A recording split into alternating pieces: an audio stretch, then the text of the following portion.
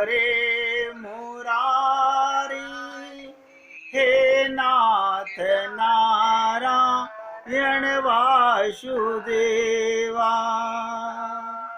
श्री कृष्ण गोविंद हरे मुरारी हे नाथ नारायण वासुदेवा। श्री कृष्ण गोविंद हरे मुरारी हे नाथ नारायण वासुदेवा। श्री कृष्ण गोविंद हरे मुरारी हे नाथ नारायण वासुदेवा। तो बहुत ध्यान से सुनेंगे। मैंने कहा दो शब्द जिज्ञासा और लालसा केवल मनुष्य शरीर में हो सकती है। ये एक सामर्थ्य केवल हम में है, परंतु हम इसको छोड़कर ना जिज्ञासा है ना लालसा है, भोग और संग्रह में लगे हुए हैं। जिसको देखो भोग और संग्रह में लगा हुआ है, उनमें मनुष्यपना नहीं, संत महात्मा कहते हैं पशुपना है। भागवत में इसको कहा पशु बुद्धि कहा गया।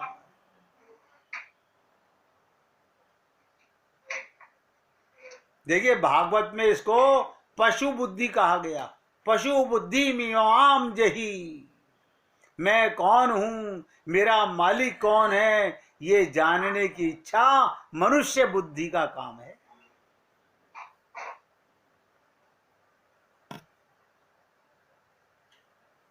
इस दुनिया में एक अंधेरा, इस दुनिया में एक अंधेरा सबकी आंख में जो छाया, जिसके कारण सूझ पड़े नहीं कौन है मेरा कौन पराया। मैं कहां से आया, कौन दिशा को जाना मुझको, किसको देख मैं ललचाया। कौन है मालिक इस दुनिया का, किसने रची ये माया। लेकिन ये जिज्ञासा मनुष्य में ही हो सकती है।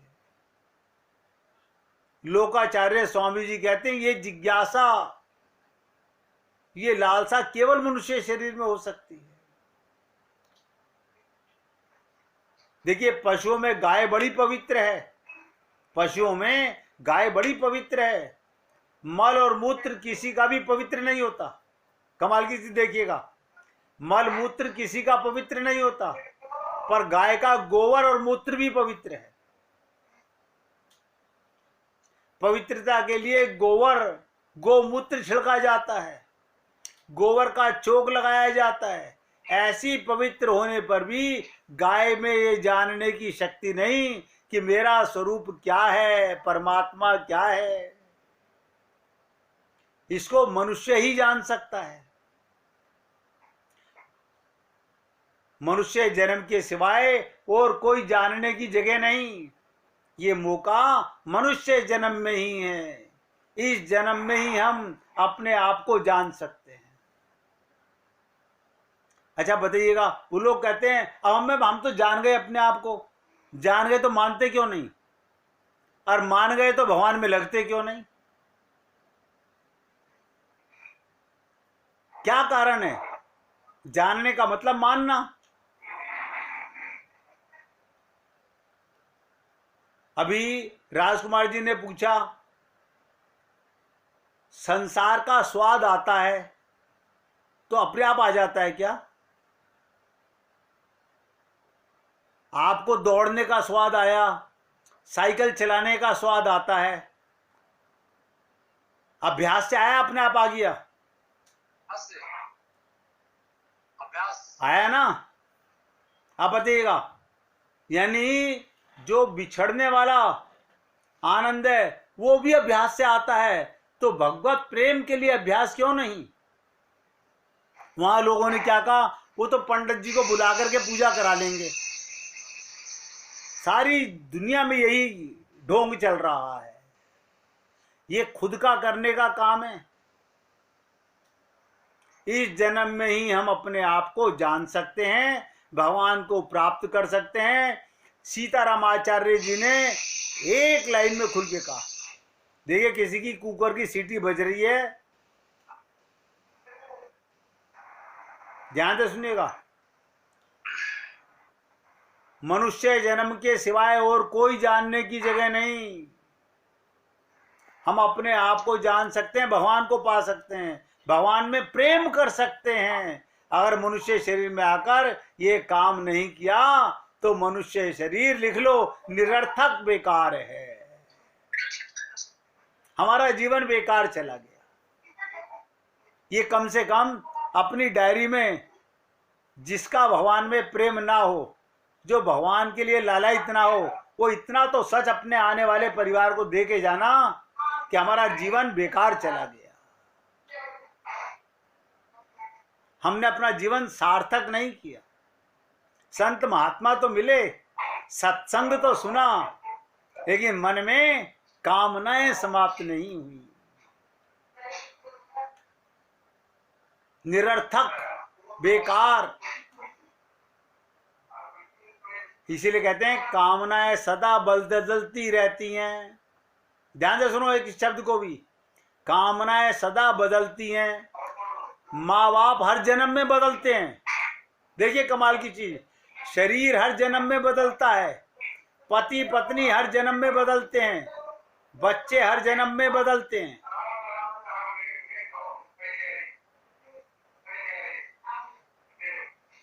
आज भाई साहब जी, माता जी बड़ा तंग कर रही हैं।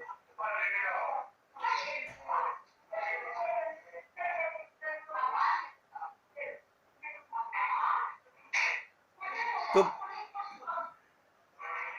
अब मेरे पास कोई पावर नहीं कि मैं उनकी आवाज कम कर दूं, क्या करूं। कामनाएं सदा बदलती रहती हैं, जिज्ञासा, लालसा सदा एक सी रहती है। बताइए, जब जब मनुष्य शरीर में आएंगे जिज्ञासा एक रहेगी, मैं कौन, और लालसा मेरा परमात्मा कौन। ये कभी नहीं बदलती। क्यों? आपका और भगवान का संबंध कभी नहीं बदलता।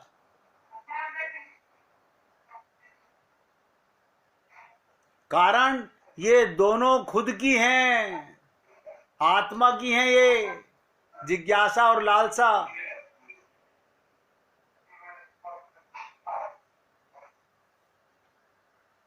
शरीर बदलता रहता है, ऐसे इच्छाएं बदलती रहती हैं, भाव बदलते रहते हैं, रहन सहन बदलता रहता है, मकान बदलते रहते हैं, पोशाकें बदलती रहती हैं। इसका मतलब लिखो एक चीज लाइन में, अभी खोपड़ी में आई है, जो बदलने वाला है वो मैं नहीं हूं। बदलने वाला मेरा स्वरूप नहीं है। इसलिए सुखदेव जी ने क्या कहा था? सुखदेव परमहंस परीक्षित को बता रहे हैं, ध्यान से सुनिएगा। सुखदेव परमहंस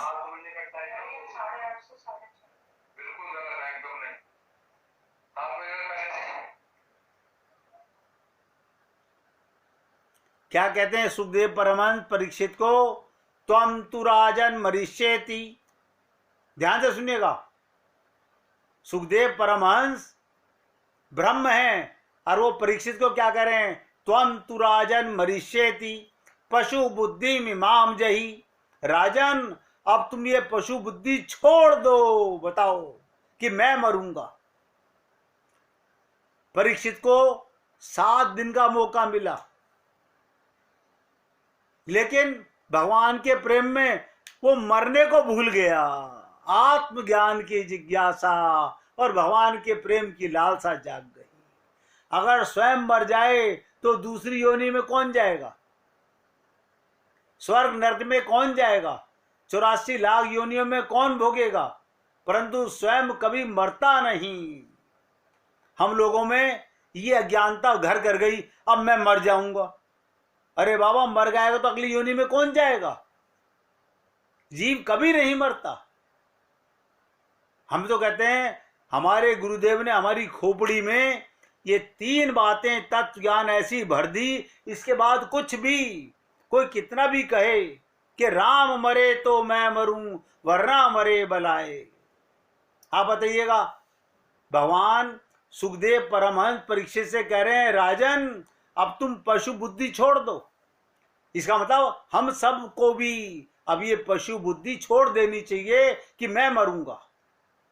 अगर मैं मर गया हूं तो दूसरी योनि में कौन जाएगा, स्वर्ग नरक में कौन जाएगा, 84 लाख योनियों में कौन जाएगा।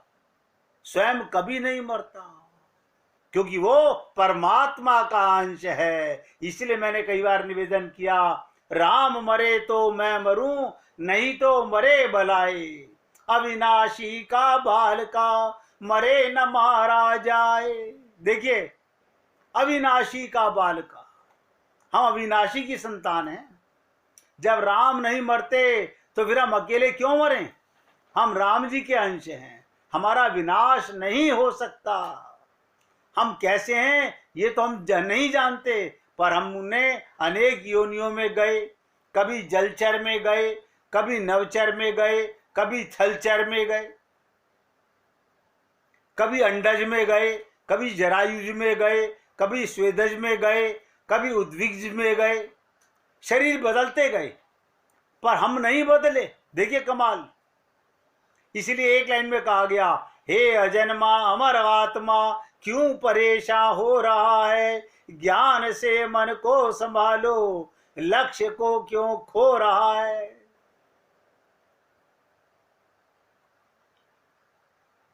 वे शरीर तो नहीं रहे पर हम रहे, तब हमारा स्वरूप हरदम रहने वाली सत्ता है। मैं कभी नहीं मरूंगा क्योंकि मैं परमात्मा का अंश हूं, मैं अजन्मा हूं, अमर हूं, अविनाशी हूं। ध्यान से सुनिएगा, समुद्र में जल उठता है तो बादल बनता है, बादल बनकर वह बरसता है।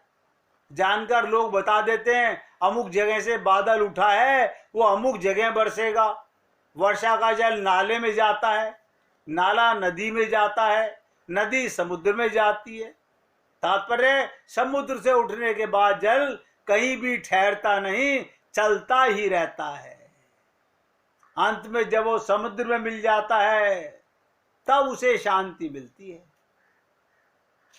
ऐसे ही परमात्मा का अंश, परमात्मा का अंश जब तक परमात्मा को प्राप्त नहीं हो जाता तब तक इसकी मुसाफिरी चलती रहती है, भटकाव समाप्त नहीं होता।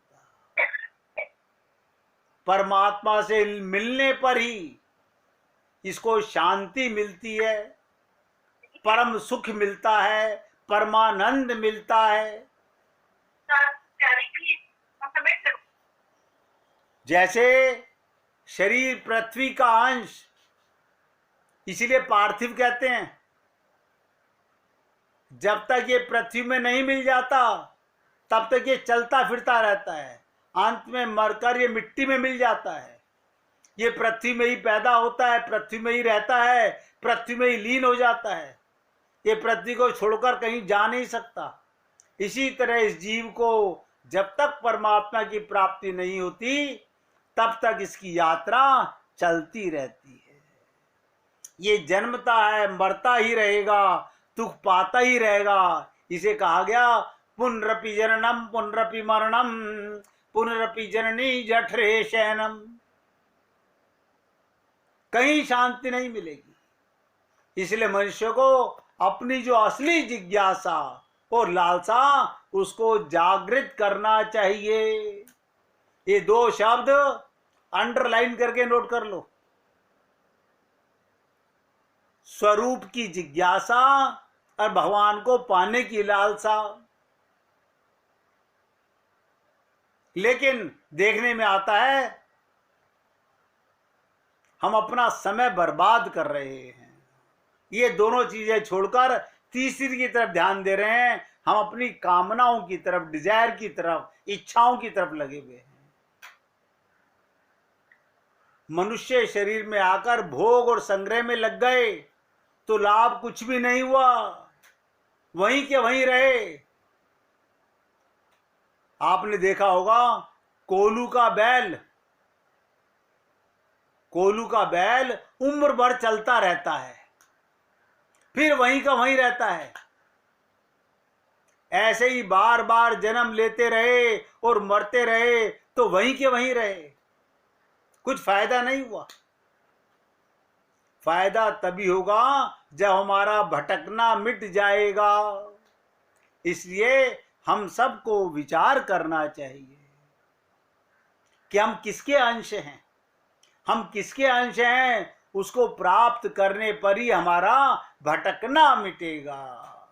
भाई इतनी सी बात तो सीतारामाचार्य जी ने कही, इस देह में हरि मिलत है, उसे पाने के लिए कोई लालसा ही नहीं है मन में। अब गए तो थे मंदिर में, और क्या करें, बस लोगों ने एक बहाना ढूंढ लिया है, हम गए तो थे मंदिर में, हमने पूजा कर तो ली।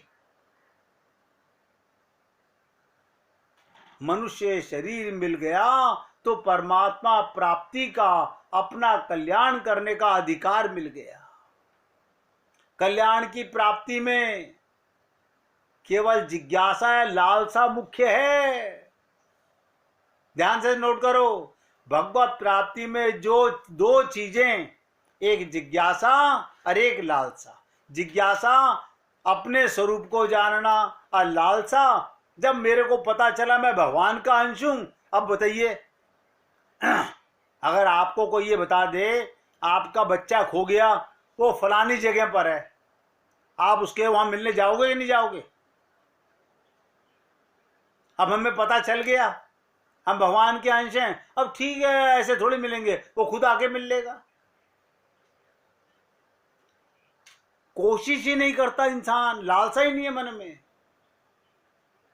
अच्छे ग्रंथ भी मिल जाएंगे, कहाँ मिलेंगे, कैसे मिलेंगे, इसका पता नहीं। सच्ची जिज्ञासा लालसा होगी तो जरूर मिलेंगे। संत महात्मा हैं संसार में, लेकिन जिज्ञासा नहीं है। आप सोचिएगा, सच्ची जिज्ञासा लालसा होगी तो जरूर मिलेंगे। आप कर्म योग, ज्ञान योग, भक्ति योग, जिस योग मार्ग पर चलना चाहते हो उस मार्ग की सामग्री देने के लिए भगवान तैयार हैं। भगवान कहते हैं संसार चाहिए, संसार का सामान ले लो। मेरी भक्ति चाहिए, मेरा प्रेम चाहिए, कब? अब हम क्या कहते हैं, रहेंगे परिवार में, संसार में, मगर मिल जाओ तुम। पाना चाहे राम रस, हमारा वो हाल हो गया कि मल की मक्खी वाला हाल है।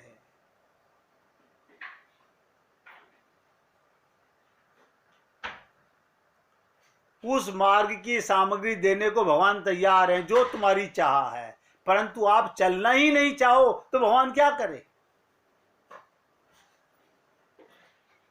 आपके ऊपर कोई टैक्स नहीं है। ध्यान से सुनो, इतनी सी बात है कि इस जन्म में नहीं आना बेटा, नहीं प्रभु जी इस जन्म में जूते खाने हैं, तो कोई बात नहीं, खा लो, अगले जन्म में फिर मौका दूंगा। जब तेरा मन करे तब आ जाइयो। भगवान ने आपको कभी कंपेल किया? आप बताइए, आपकी इच्छा है, आप चाहो तो इस जन्म में पालो, कोई टैक्स नहीं, कोई जिम्मेवारी नहीं, केवल लालसा होनी चाहिए। इसलिए कल्याण की सच्ची लालसा, कल्याण की सच्ची लालसा वाला साधक बिना कल्याण वे कहीं टिक नहीं सकता। गुरु मिल गया, ध्यान से सुनो, गुरु मिल गया, फिर कल्याण नहीं हुआ तो वहां नहीं टिकेगा। साधु बनेगा तो वहां नहीं टिकेगा, गृहस्थ बनेगा तो वहां नहीं टिकेगा, किसी संप्रदाय में गया वहां नहीं टिकेगा। भूखे आदमी को जब तक अन्न नहीं मिलेगा, भूखे आदमी को जब तक अन्न नहीं मिलेगा तब तक वो कैसे टिकेगा? जिसमें कल्याण की अभिलाषा है वो कहीं भी ठहरेगा नहीं। ठहरना उसके हाथ की बात नहीं। जहां उसकी लालसा पूरी होगी वो वहीं ठहरेगा। पानी झील में जाके ठहरता है। हम आपको कई बार कहा कि सत्संग बड़े भाग्य से मिलता है। बड़े भाग्य पावई सत्संगा। परंतु जिस ग्रंथ में भाग्य की बात लिखी है उसी ग्रंथ में यह भी लिखा हुआ है, ध्यान से सुनो। जिस ग्रंथ में भाग्य की बात लिखी है उसी ग्रंथ के अंदर यह भी लिखा हुआ है, जेही के जेही पर सत्य सनेहू, सोते ही मिले न कछु संदेह। क्या मतलब है इस बात का? जेही के जेही पर सत्य सनेहू, सोते ही मिले न कछु संदेह। सच्ची लालसा वाले को सच्चा सत्संग अवश्य मिलेगा।